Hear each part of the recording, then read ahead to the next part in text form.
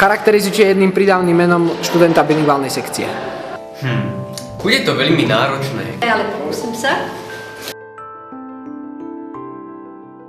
Dal si aj otázku, či? Áno, tu, čo som vám položil, viete. Jedným prídavným menom charakterizujte študenta bilingválnej sekcie. Šikovný. Tvorivý. Zaujímavý. Aktívny. Úžasný. Vynaliezavý. Tak podľa môjho názoru... Super múdry. Elitný. Usilovný, snaživý, šikovný. Alkoholik. So zmyslom pre humor. Sú takí úžasní. Ktorý ale niekedy môže byť lenivý.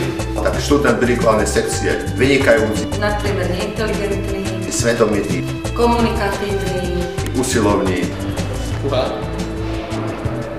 Tvrdo pracujúci. Bifloš. Nie bifloš. vzdelaný a múdry. Proste iný. Rovnako trafený ako jeho učitelia.